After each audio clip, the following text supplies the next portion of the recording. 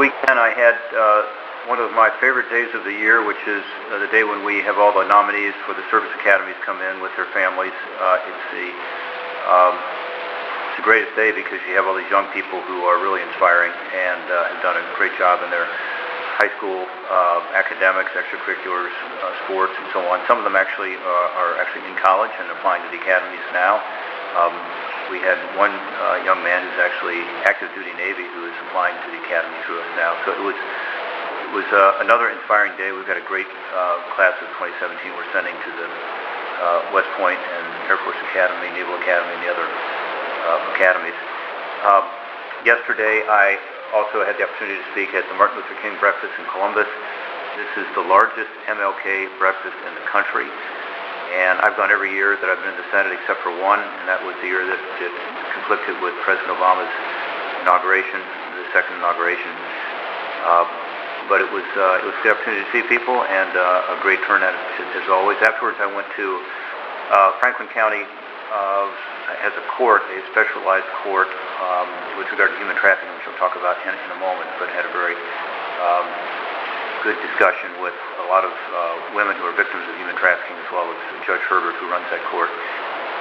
Now we're back in D.C. I've been working today on policy issues, including tax reform, and trying to get ready for what will be a very busy next couple of months legislatively.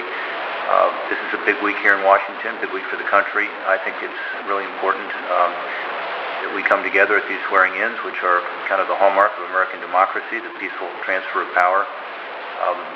Over the last couple months, I've been working with the President-elect and his team on policy issues and on helping them to be able to hit the ground running on trying to help create jobs and opportunities through tax reform, regulatory relief, some of the other things that I've worked on over the years.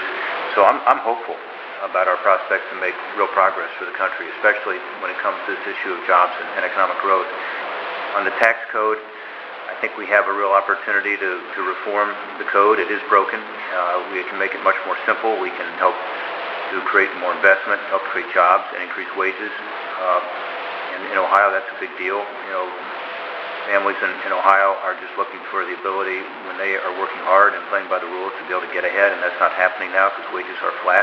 And part of the reason is a broken tax code. So I think that's a great opportunity for us.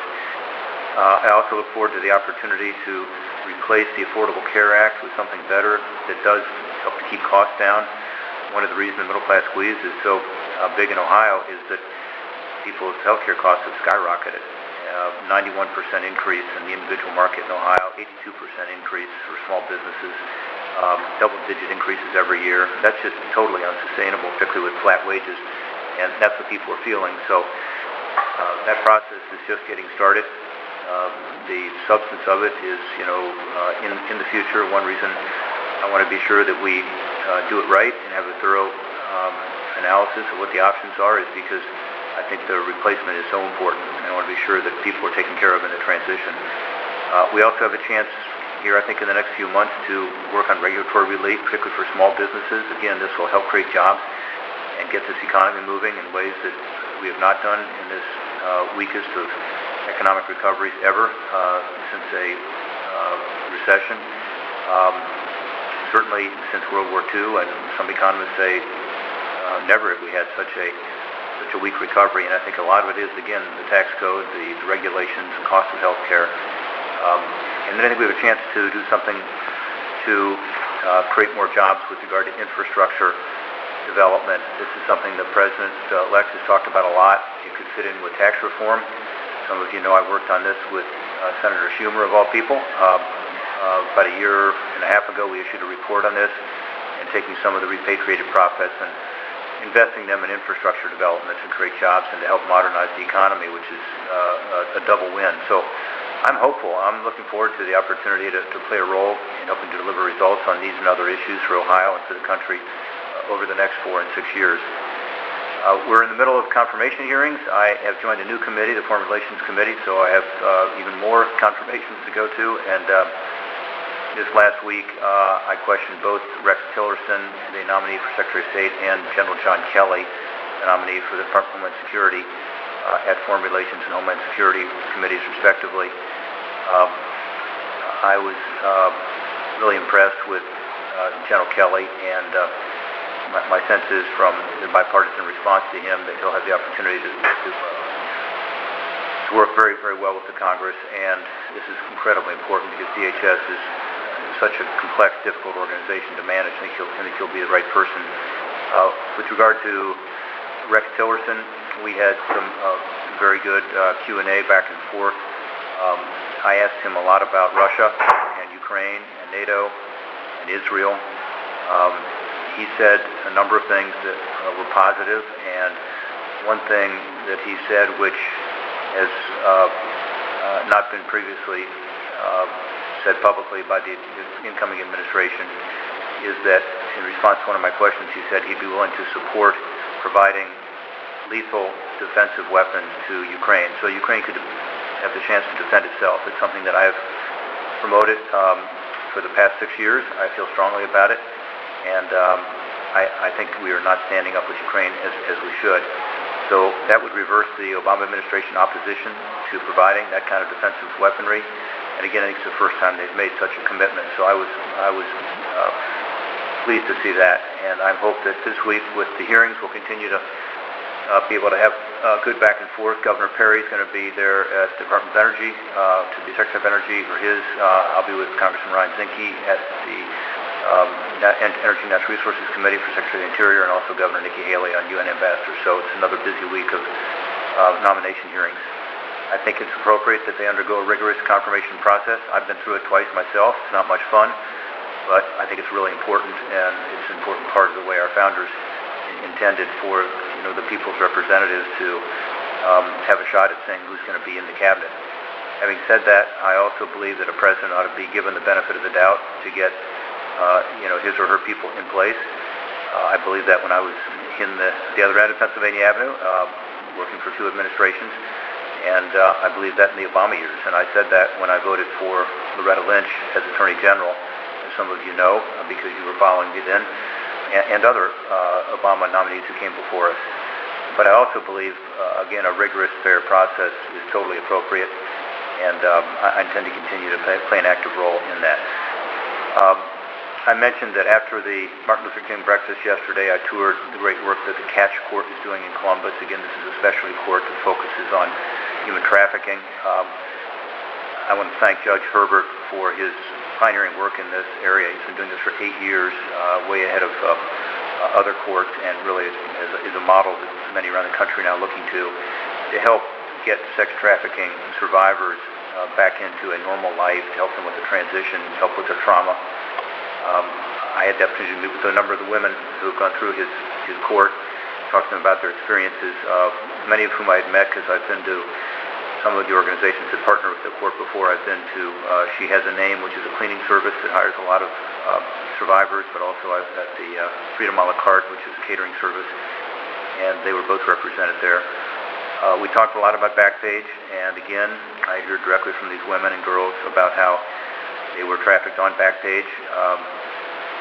We saw in our hearing something that was very troubling and was very clear, and that is that Backpage put profits before the interests of these vulnerable women and young girls. The investigative subcommittee that I lead was the first to discover that Backpage actually actively covered up evidence of crimes and knew that they were running ads of kids who were underage. They explicitly instructed their staff to edit adult ads to cover up incriminating words.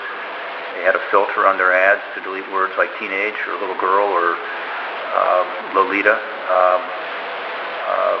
and then they published those ads. In other words, they knew these ads were about girls, and instead of foregoing the profits and blocking the ads, they actually published them. So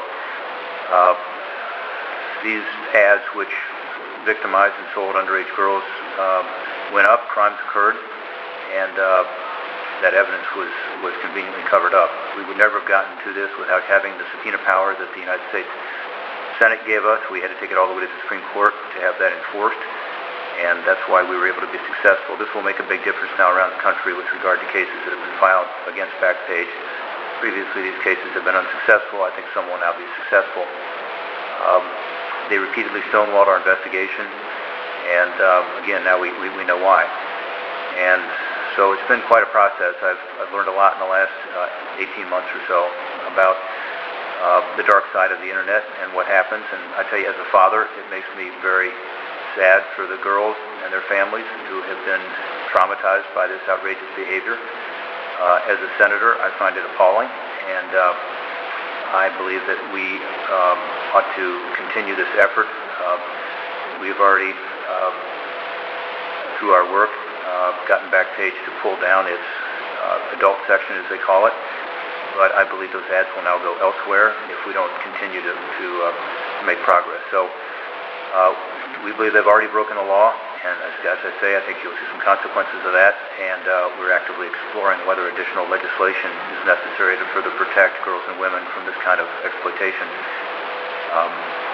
With that, look forward to your questions on any of these topics or others. Jack Torrey from the Columbus Dispatch. Hey, Jack. The Congressional Budget Office and the Committee for Responsible Federal Budget says if you repeal Obamacare and don't replace it with anything, you're going to add to the deficit. Now that assumes you would repeal the Medicare savings in there. You'll be repealing a bunch of tax increases on the wealthy for capital gains, Medicare tax increases, the Cadillac tax increases. I guess my question is this: is there a chance that you guys could easily repeal the old law and then never come up with a substitute or never agree on a substitute that covers as many people that are being covered now? Yeah, I don't think that's possible to happen. I mean, you're going to have to replace some of the aspects of the Affordable Care Act, and as you know, some of us have talked about keeping, for instance, the prohibition on pre-existing conditions, saying that you can't deny someone coverage because they have a pre-existing condition. But it's interesting that the CBO analysis, I mean, one, you got, as you said, the Medicare cut. Those weren't increases, those were savings, and then they were cuts. Second, you've got 19 tax increases. I mean, tax on everything. Taxes on devices, taxes on healthcare insurance, taxes on pharma, taxes on, as you said, the surtax. So those both, they brought more money into the coffers, and then you have a lot of costs of Obamacare too, the subsidies and other costs of transition. So people should not be worried who are on the exchanges or have Medicare or have Medicaid expansion coverage in Ohio, because that will not be eliminated. It will be transitioned into something new. It's Joe Ingalls in Columbus, Ohio at Public Radio. I do have a question here. Betsy DeVos, her PAC owes $5 million in Ohio in fines. I haven't heard about this yet.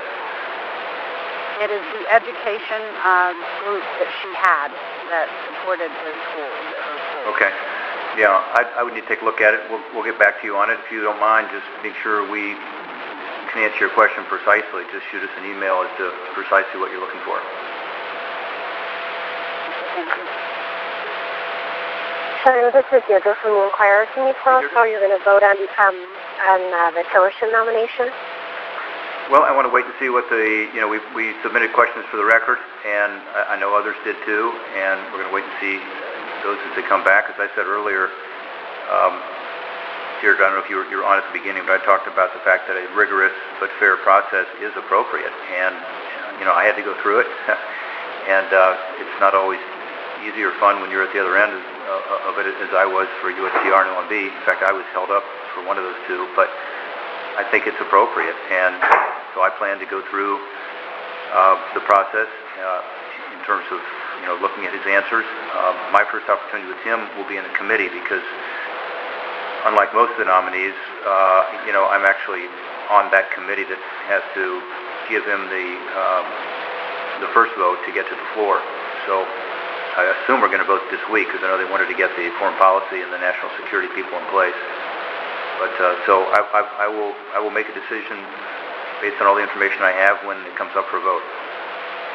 We'll look into that. Do you know when the vote is, anybody? Kevin, do you know when the vote is? Okay. Kevin says they haven't announced the vote yet, but I assume it'll be this week, Deirdre. Thanks. Senator, it's Joe Ingles again. Hey, Joe. Scott Pruitt, the head of the EPA, what's your thoughts on him, and what are your thoughts on him, and would his appointment be problematic for clean water on Lake Erie? He's not in the committees that I'm on, so I have not had the opportunity to ask him questions. I don't know if he's had hearings yet or not. But he did come to see me, and I did talk to him about Lake Erie, and I talked to him about specifically, the 4 or 5 bills that we've actually gotten passed to help with regard to water quality in Lake Erie, including the work on toxic algal blooms. He seems very engaged and interested in that. He indicated that he had worked on reducing non-point source runoff in his role as Attorney General, and that he thought that he'd be interested in working with us. So that was good. I talked to him about invasive species, talked about microbeads. I've talked to him about our legislation, specifically on the waterfront, trying to get the EPA to provide better information to the municipalities post the Toledo disaster, when Toledo's water supply was cut off. And again, his responses were positive, but that was one of the things I specifically focused on. And we've made a lot of progress on Lake Erie, as you know, and I do not want to see that progress slowed. In fact, I think we have an opportunity to make even more progress on the runoff issue over the next few years by implementing our legislation aggressively. So we'll be, encouraging him and also the Army Corps and Department of Agriculture, because they're a big part of it now, and NOAA and the other agencies to follow the law, which requires them to work together to help us ensure that Lake Erie, is even cleaner, and that we deal with this invasive species threat and the toxic algal blooms. Thanks everyone for your questions. Please let Kevin or Emily know if you have any follow-ups.